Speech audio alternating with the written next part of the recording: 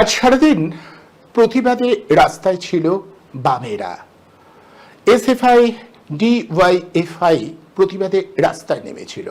বারবার তাদের বক্তব্যে উঠে এসেছে রাজ্য জুড়ে যে অরাজক অবস্থা, শিক্ষাক্ষেত্র এবং বিভিন্ন ক্ষেত্রে যেভাবে সাম্প্রদায়িক বিভাজন হচ্ছে, তাতে মানুষকে রাস্তায় নামতেই হবে।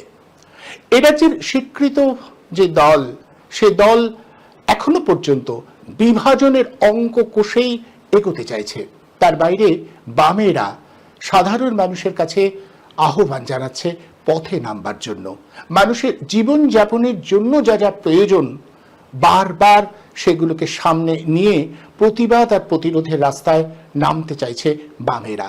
আর সারাদিন বামেদের সেই নানা কর্মসূচির টুকরো টুকরো অংশ আপনারা দেখুন।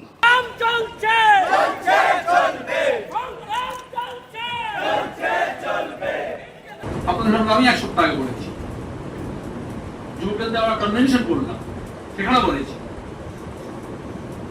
যেভাবে এই বাংলার মানুষ এ রাজ্যে কাজ পাচ্ছে না তৃণমূল অপদার্থতার জন্য, এবং হাজার হাজারে ভিন রাজ্যে পাড়ি দিতে হচ্ছে, সেখানে মহারাষ্ট্রে, গুজরাটে,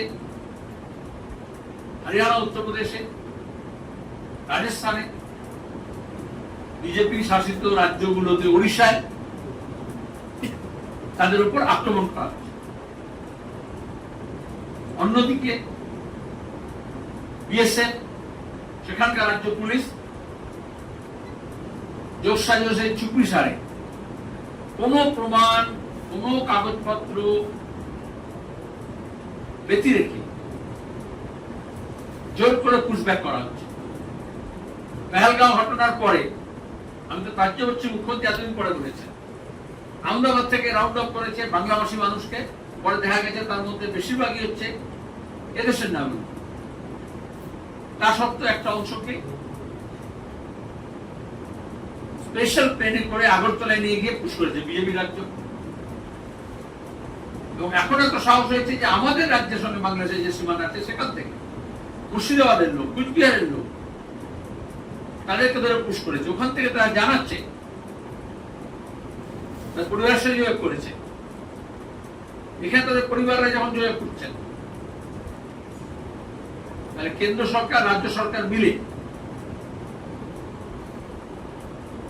আমাদের রাজ্যের মানুষের স্বার্থ দেখছেন না। পেহেলগাঁও ঘটনার সঙ্গে কোনো বাংলাভাষী মানুষ জড়িত ছিলেন না। সন্ত্রাসবাদীকে ধরার বদলে কাশ্মীরি জনগণ, তার বিরুদ্ধে ঘৃণা অবরোধের চেষ্টা করেছে বিজেপি। আর বাংলা মানুষকে বাংলাদেশি নাম করে দিয়ে নির্দিষ্টভাবে তার ধর্ম, তার ভাষার পরিচয় দেখে, এবং আমাদের এখানকার কোনো কোনো মিডিয়াও আরএসএস এর যে ভাষ্য, বাংলা ভাষী হলে যে বাংলাদেশি, গোটা উত্তর ভারতে এই প্রচারটা আছে। আমি দেখলাম এখানকার লোক বলতে মোবাইল দিচ্ছে ভোটার লিস্টে সব বাংলাদেশি নাম আছে। এই মমতা তো প্রদর্শন করেছিলেন, এনডিএতে ছিলেন, ভোটার লিস্টের তাড়া নিয়ে ফেলেছিলেন স্পিকারের চেয়ারের দিকে, নিক্ষেপ করেছিলেন এবং বলেছিলেন সব বাংলাদেশ ভোটার লিস্ট ভরে আছে। আর এখন যে যার সংখ্যা বলে যাচ্ছে।